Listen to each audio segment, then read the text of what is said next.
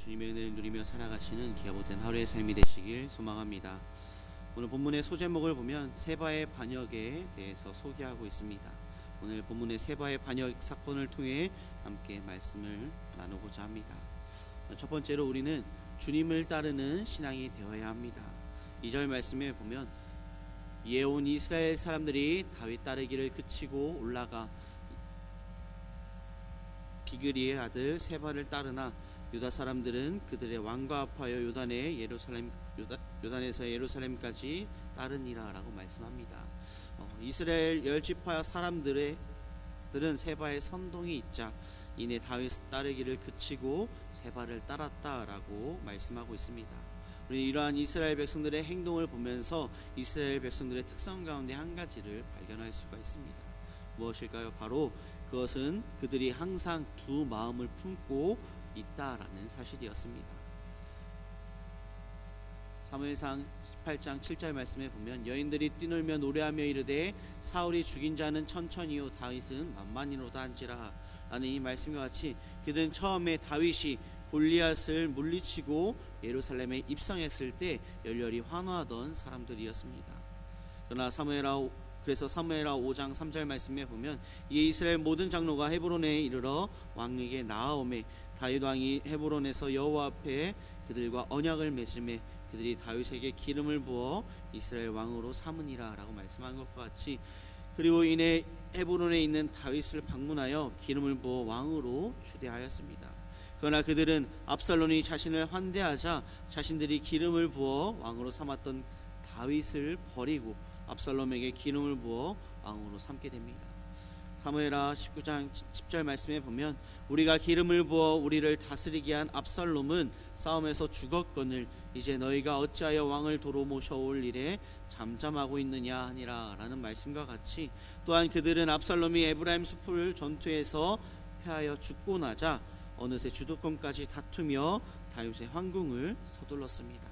그리고 오늘 본문에서는 이제 주도권 싸움에서 밀리자 곧장 다윗을 버리고 또다시 세바를 쫓는 그런 모습을 우리는 말씀을 통해 보게 됩니다. 왕에게 기름을 붓는 그 의식은 하나님께서 명하신 것으로 거룩하고 엄숙한 의식이었습니다. 하지만 이스라엘 백성들은 이렇게 엄숙한 그 의식을 통해서 추대한 그런 왕들을 눈앞의 이익에 따라 헌신짝 팽개치듯이 하는 그런 모습을 보이게 되었습니다. 이러한 모습이 우리의 모습이 아닌지 돌아보아야 합니다. 우리는 세상에 속하여 살아가기에 어쩔 수 없이 세상의 영향을 받을 수밖에 없습니다. 먹고 살아야 하기에 더 맛있는 것을 먹고 더 좋은 것을 입고 더 좋은 것을 누리기 위해 세상을 따라 살아갈 때가 많이 있음을 우리는 돌아보게 됩니다. 하지만 우리는 이스라엘 백성들과 같이 눈앞의 이익을 따라 살아가는 그러한 삶이 아닌 눈앞의 이익을 위해서 세상을 따라가는 그러한 삶이 아닌 오직 우리가 가야 할 본향 천국을 바라보며 세상이 아닌 예수 그리스도를 따라가는 믿음의 삶이 되어야 합니다.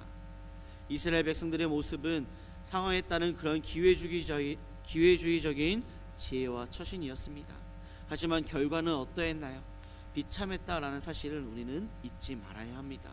아히도벨, 요압, 가롯 유다 모든 그런 사람들이 두 마음을 품고 상황에 따라 움직였지만 언제나 그 결과는 비참했던 것을 보게 됩니다.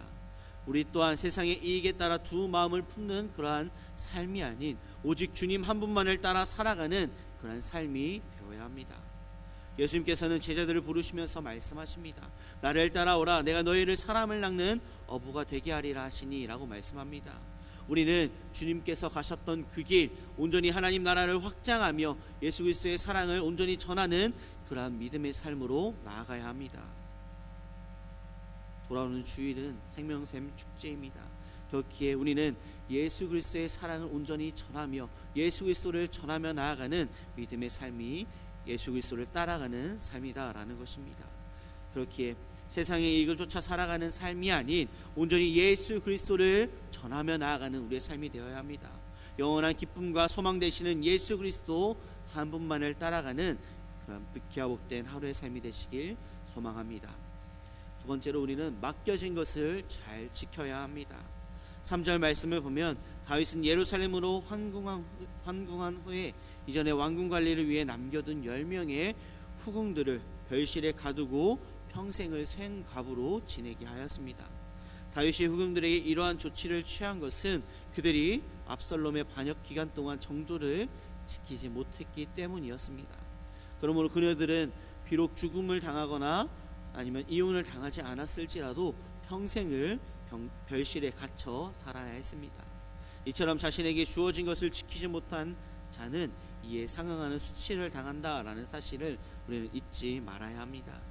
우리 또한 그리스도의 신부로서 우리에게 사명과 믿음을 지키지 못한다면 신랑이신 그리스도께서 다시 오시는 날 우리는 수치를 당할 수밖에 없다라는 것을 말씀하고 있는 것입니다. 신랑 되시는 주님께서는 잠시 우리 곁을 떠나 있으시면서 신부된 모든 그리스도인들에게 각자의 믿음의 분량에 따라 은사를 주시고 또 하나님 나라를 위하여 일하도록 사명을 맡기셨습니다. 따라서 우리는 어떠한 신앙의 위기가 닥쳐올지라도 주님에 대한 그 신앙의 정절을 지키는, 주님께서 맡겨주신 은사와 재능을 활용해서 하나님 나라를 위하여 최선을 다해 봉사하는, 헌신하는 그런 삶이 되어야 합니다.